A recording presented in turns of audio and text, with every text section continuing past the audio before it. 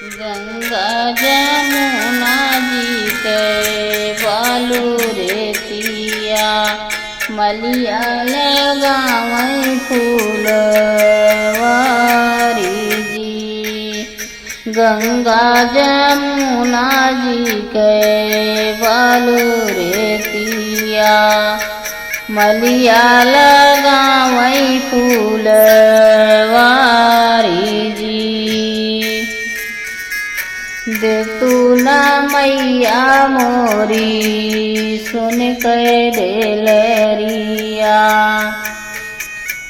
फूलवा तोड़न हम जाबे जी। दे तू मोरी मैया हो सुन के डेलरिया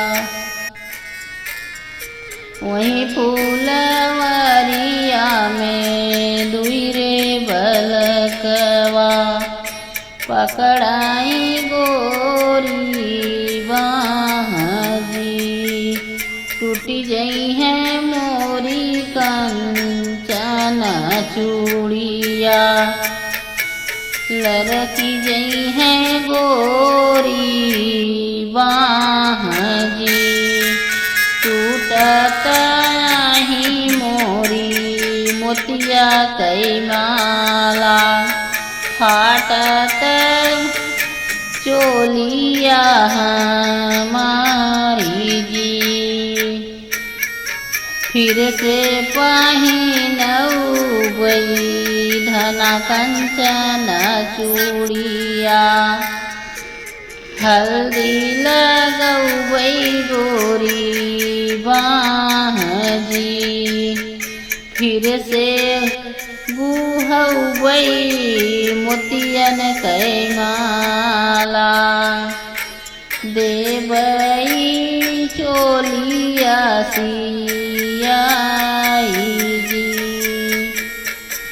बैठौना धना तू मोरे बगलिया ऊँचाऊ माहो बेकपान जी।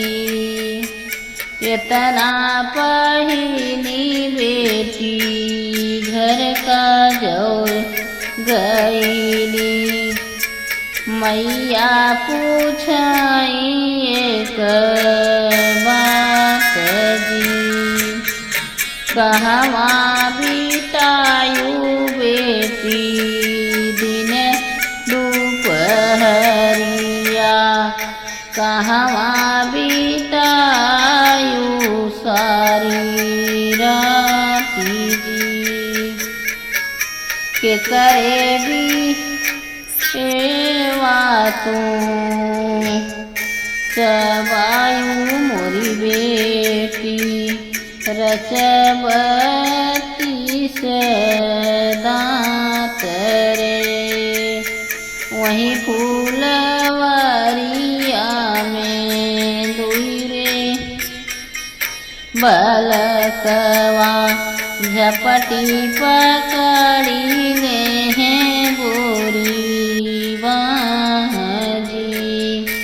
फाटत मोरी अंग केरी चूड़िया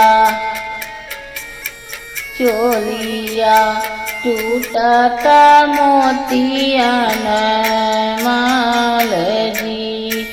टूटत ही मोरी कंचन चूड़िया लड़की गई गोरी बाँह जी। फिर से पहिनौबै मैया कंचन चूड़िया हल्दी लगैबै गोरी बाँह जी। फिर से गुहौबै मैया मोतियन कै माला चोलिया देव सियाई जी।